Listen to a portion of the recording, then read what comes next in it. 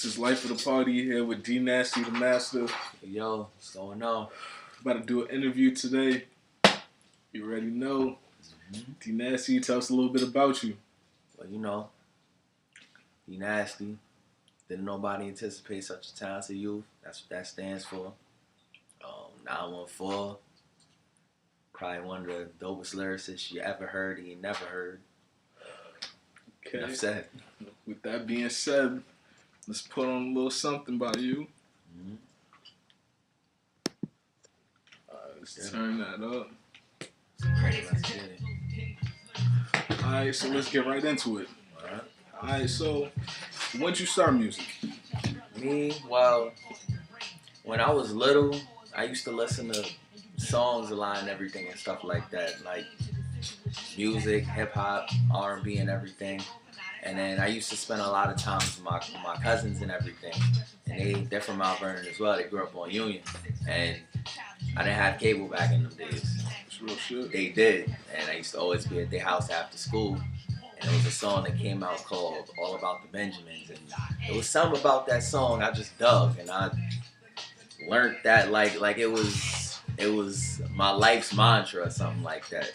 And they started joking around, rapping or whatever. And being that I was like 5, 4.5, 5 or whatever, and they like teenagers, you're gonna mimic everything they trying to do. And I just was playing around one day and I did it. And then, a couple years later, 8, 9 years old, I started really like getting into it and taking it more serious. And they was looking at me like what's going on here? I'm like, I don't know. I'm following what y'all doing. So that's real shit. Alright, so you say you started at 8, 9. What do you do? What do you do to hone your game? Because I'm not gonna lie, I'm a little bit familiar with you. You're nice. How did you get to this point? Well, kind of different from like a lot of people I know that when they started off music, they probably tried to write something and went through the process with that. I really started rapping through freestyle, like just going off of the dome, because I didn't like, when I was in school, I didn't like doing homework.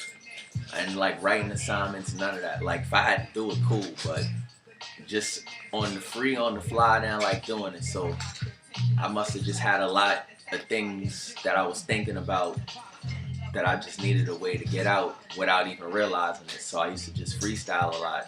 And then later on, I started writing rhymes and stuff like that. And then, challenging myself through other topics, like being versatile with it. Like, okay, I could spit a whole bunch of stuff about bragging about this and that, how nice I am, what I got. But then, people throwing words at me and throwing topics at me. And I'm flowing about it and it's making sense. So okay, I had to build it like that. Okay, that's what I like to hear. You started early. You're not one of these kids all about the hooks. Really spitting some bars. Okay. I like hooks. It's nice to have some hooks, but you gotta have like some type of substance in your rhymes and everything. Because if you're not saying nothing, what you doing? That's real shit. I'm gonna have to hear something at the end of this interview. I'm not gonna lie. Alright, so thinking back, do you remember the first song you ever made? First song I ever made, like made and recorded, or? I mean, if you remember the first song, you ever wrote for yourself, or Well, I remember. How I used to tell you about when I first started rapping. I was doing freestyling a lot. Yeah.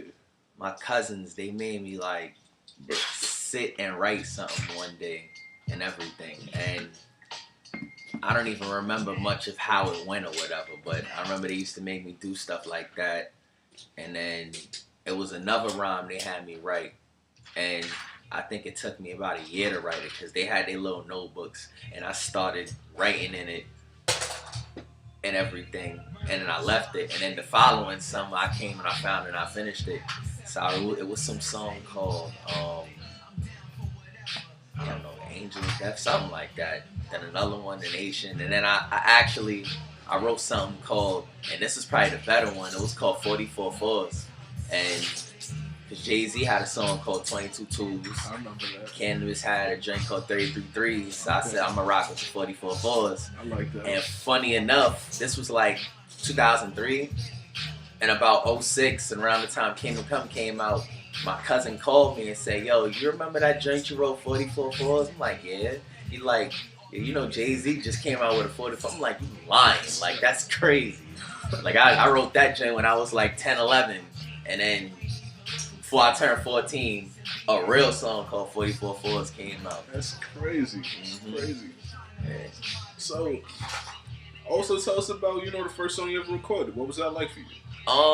The first job I ever recorded really was it actually was a freestyle. I was about 14 and everything, and I used to go to Virginia a lot during the summer. I have aunts and uncles and some little cousins down there, so my uncle knew this guy that, like an older dude. He had like a little Fruity Loop set up in his crib and like a mic and everything. So I had never been to I went to a studio once, but I didn't record in the studio. My cousin Tina was recording in there. So I went over there and I just dropped the freestyle, and crazily enough, that freestyle got lost. I don't know how it got lost, but I didn't, and it's not even like I lost it. Like the guy whose house I went to, it got lost somehow. But the other, like 1, 2, I wound up leaving that summer with like a little CD that I made with like 4 freestyles on it or whatever. And that was the first one. The 5th one, which would have been 5 on there. The first one that I made, who knows what happened to that? That joint is with Jimmy Hoff or something. But, we did that. So it's funny because I go back and I listen to it now and my pops, he be laughing at me. Like, he'd be like, "Yo, if somebody was to get a hold of this and release this, like, I'd probably be doing time for that. Like, you will not put this out. I don't care who you are." But, it was a little learning experience for me because, I had never did it before. So at the time, I'm thinking like, yo, I was in the studio, like, I recorded something, so it was cool for me. And then, going forth, I was doing things, and I learned a bit more about the process of recording, the techniques and different tricks, and, just how to have fun with it and stuff like that. So, it was cool. Alright, so while we're on the subject of studios, tell us about a studio session with you. What's it like? How do you get prepared? Me, when I first started recording, I used to try to make it my business to always keep tabs on what it is that I'm gonna record. Like I would really like go home. I'd be home and I'd practice in front of the mirror. If I'm using the bathroom, I look in the mirror and practice. Just in my spare time, just practice it. If I'm home and some other beat is on, try to practice it to get it known now. A lot of times now, it's not that I don't practice no more, but like I'll write it, try to go over it, and if I'm in the studio recording it, I can, make some adjustments or whatever. And then like with me, I try to be as professional as possible. Like you might, as an engineer, you might have an idea of something as far as a way I could say it or a way it could sound. And, I could level with you with that because you might be on to something I didn't think of, and vice versa, like with me or whatever. So I try to just, I keep in mind what I talk about with people and try to utilize that with things I go for what I'm doing. Okay, I like that. All right, so did you come from a musical family, or are you the first person to, really get it going? Well, I know my mom, she likes poetry. She writes a lot of poetry and stuff like that. My dad, he used to, when he was like a kid, teenager, whatever, he used to do like breakdancing and stuff like that. So he was into that type of stuff. My cousins, they was making music and everything. One of my cousins that passed away, Snaz, rest in peace. He before he passed, they would have actually probably inked the deal with DMX and them, with Rough Riders, and this was like around 2000. So they had stuff sold up back then or whatever. I'm not gonna lie, I heard something about that too. Yeah, and they was doing it. They still doing it too. The Finest, Mike DiBiase and them and everything. They doing their thing. Big shout out to them because they had a big influence on what I'm doing now. I just was watching them like, yo, these guys is dope, and I didn't think I'd really be doing whatever it is I'm doing now with music or the writing songs or doing open mics or doing shows or none of that. And they was pretty much doing all of this, and they had dope quality music. So that's definitely where my influence came from and everything. So they was doing their music thing, and I just was, I was observing what they was doing, and now it transferred to me trying to do the same exact thing. So besides them, like, what other artists, influence your music? Like in the game and everything, or even just like growing up, like, who really made you want to become, an MC? Well, as far as like a standpoint of like people in the game, I was into, my first favorite rapper was, I had to give it to Jadakiss, because he was dope. Like when I was little, like, all of these like, the punchlines and everything, style of rap and all of that. To me, I think if he didn't start it, he was like one of the key figures and stuff like that. So him, Nas, Biggie, I'm an OD Big L fan. I heard Ebonics, and that changed my life. Like, I was like 7, 8 years old. I was 7, didn't even know who he was. That beat? And then, oh my God. The beat. Come to find out, Ron Browse did it. I was like, say word. Playing. Ron Browse did that joint. But I was listening to it in the car one time, and my dad brought the CD the summer of 2000 when it came out, and I didn't listen to it that whole summer because I didn't know anybody that was on the album, including him. Like, namesake, I only recognized Tupac. They had a song together. So then one day, after my 8th birthday, we was in the crib just playing video games and chilling, and I just said, I guess let's put it in and see what happens. Track 2 comes on, and what is it? It's Ebonics, and I'm like, oh my God, that's him? I was a fan ever since. And then, just as far as like people around me, like my cousins definitely, Mike DiBiase, cousin Rob, cousin Sean, my uncle Drew, he was making beats back then and stuff like that. He had the MPC and everything, so a lot of the stuff they was doing, he was trying to, make beats, they was trying to make their rhymes, so everything was just coming together and stuff like that. Alright, so D-Nasty, tell us about your first performance. First performance, well, how do I go? So I kind of got like 2, because from when I was like in school a little bit, people found out I could rap, whatever, they used to always catch me like trying to do something, like trying to make me rap in the playground in front of people and stuff like that, which is weird because I wouldn't necessarily consider myself a shy person or timid really, but like I'm type quiet unless I really know you and everything. If I'm really used to you, then you open up and become cool. So it would be a situation where it's people that I know, and they vibing with it and they bopping with it, and they just on some yo.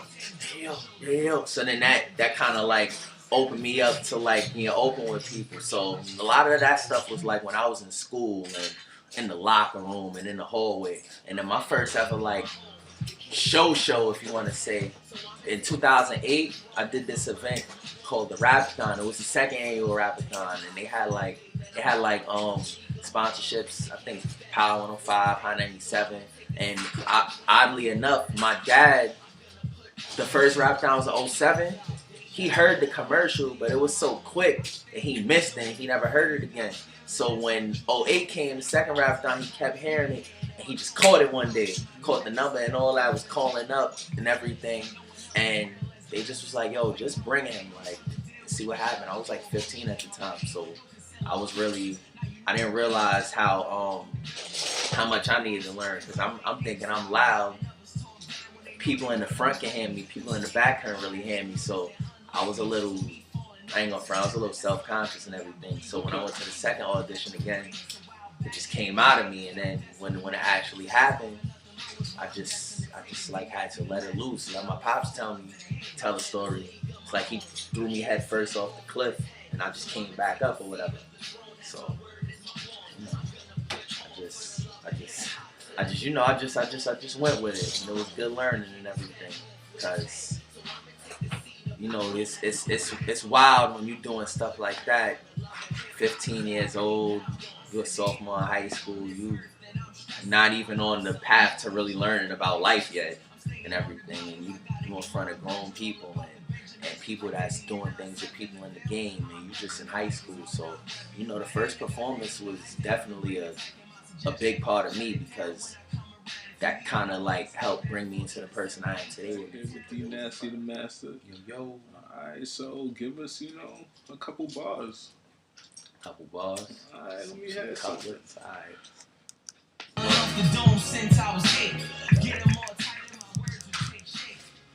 Alright.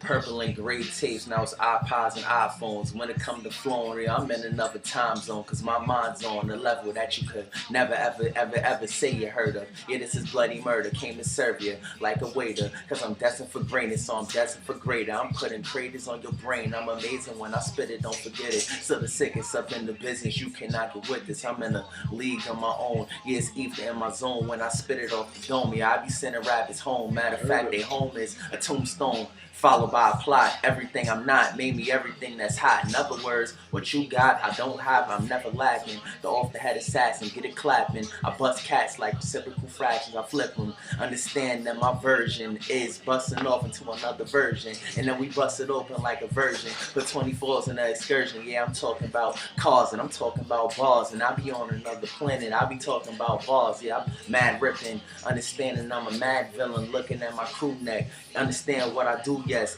making money, forget a little bit of dollars, yeah, I get a duplex. You try to battle me, you want to wrestle with the one that's grappling, you getting suplexed into the table. Grim Reaper put his scythe all up in your navel. I'm cutting you, never showing no love to you. Running the game is what I'm gonna do. I'm simply sicker than ever though. My style ethereal, this here is the burial, funeral service. Flip the script like letters written in cursive. I rip it sick with it and I ain't even cursing. Gotta rap like a turban, go to work on your body just like a surgeon. You get shorty that is. By my nature, I get naughty with this. You fool if you ever thinking you extorting this kid while he's sipping on the 40 with this, smoking the blunt. Other cats really get stressed. Can't smoke on nothing. My job piss test people.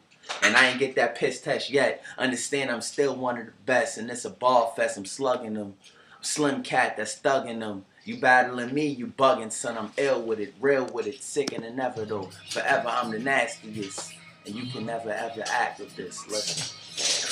Crazy. I know y'all heard them bars. So that was straight off the dome. If it came down to it, would you be up for a freestyle battle? Man, listen, yo. All type competition is healthy, B. Like, I started off freestyle battling with my cousins, people I went to school with. Just I'm down with it. At the end of the day, it's good sportsmanship. It helps to better you as an MC, and whoever your opponent is, you're growing off of what they're saying to you, what you're saying to them. So whatever. Honestly. You think anybody could touch you right now in the game? They can try. They could try. I'm not like a cocky individual. I'm confident, but at the end of the day, you gotta believe in what you're able to do. You gotta put some faith in your abilities and do what you do. So I'm down for whatever. So who are your favorite artists in the game? Currently? Or just in general. Past, then we can start. Well, I'm trying to hear your top 5. Top 5, my top 500.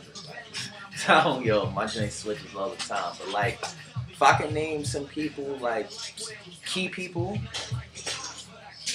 I can name and everything, I would put Nas, Big L, Ghostface. Somebody now I could throw it to like Kendrick. Who else? It's Mac. I don't know if I heard Jay in there. I mean, I'm gonna be honest. I'm a big Jay-Z fan, but I ain't really been feeling him the past 6 years. So I'm like, Okay. I don't know. So you're telling me an artist has to, maintain that level? Yeah, he always gonna be one of the greatest in my eyes. But like, you know, just like somebody I could say like now and forever kind of sorta or whatever. Like say Nas, Don Big L, Ghostface, I rock with Kendrick, and also even like AZ. I'm an AZ fan too. He's a real underrated MC. Like flow wise, lyric wise, he go off. Definitely. Okay. So man, tell me why you're the life of the party. I'm the life of the party because I'm me. At the end of the day, you know, I do what I do and I branch out, you know, I shine. Like I don't necessarily try to come up and overdo it, but what I bring to the table, I shine with it. Okay. You know. So with that being said, you know, I got a little offer to make you. You accept my invitation to the party? RSVP, man. Alright, man. So, that being said, got a little gift for you. Oh. Open that up for me, man. Okay. They getting gifts. Nah, I mean, got party bags. Let's go. You already know, like for the party. Click the link in the bio. Order your shirt today. You already know. Yeah, let's get it. Oh. Alright. There you go. Life of the party, son. Show them what that's about. Let's go. You know what I mean? Vida para el fiesta. I said it all the way wrong, but let's go. You already know, life of the party. Signing out.